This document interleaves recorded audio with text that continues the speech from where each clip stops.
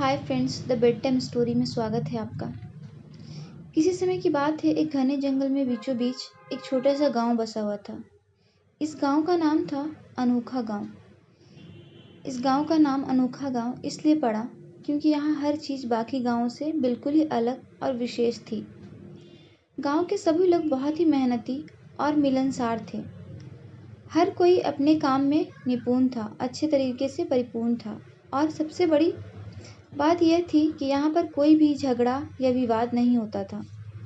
गांव के लोग हमेशा एक दूसरे की मदद करते और सुख दुख में एक दूसरे का हमेशा साथ रहते थे। गांव का सबसे अनोखा पहलू था वहाँ के तालाब।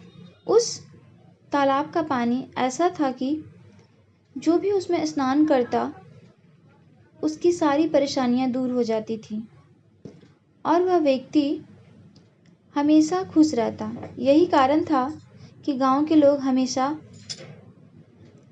खुशहाल और संतुष्ट दिखाई देते थे। इस तालाब का रहस्य सिर्फ गांव वालों को ही पता था और वे इसे बहुत संभाल कर रखते थे।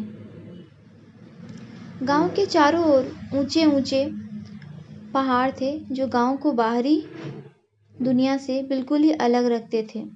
इन पहाड़ों के पार कोई रास्ता भी नहीं था जिससे गांव तक पहुंचा जा सके।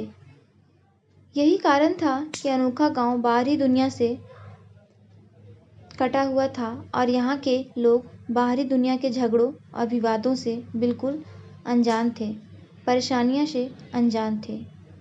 एक दिन गांव में एक अनजान यात्री आया।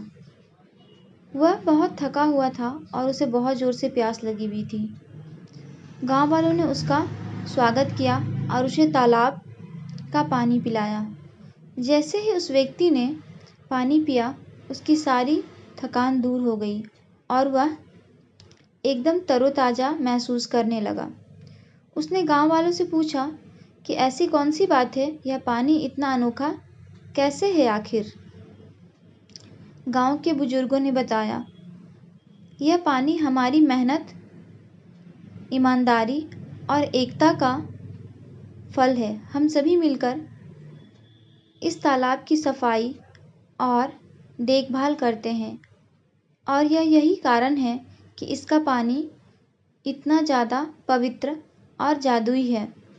यात्री ने गांव के लोगों से बहुत कुछ सीखा और फिर वह वहां से अपनी यात्रा के लिए आगे के लिए बढ़ गया। उसने अनोखा गांव को कभी नहीं भुलाया और हमेशा उसकी यादों में बसे रहा। इस तरह अनोखा गांव अपनी खासियत और खुशहाल जीवन के लिए हमेशा जाना जाता रहा। वहाँ के लोग अपनी मेहनत और एकता से अपनी खुशियों को बनाए रखते थे और दूसरों के लिए यह एक मिसाल बनकर जीते थे। आपको यह स्टोरी कैसी लगी कमेंट करके हमें बताएं और इसी तरह की अगले स्टोरी सुनने के लिए हमें लाइक एंड सब्सक्राइब करें। मिलते हैं अगले स्टोरी के, तब तक के लिए धन्यवाद।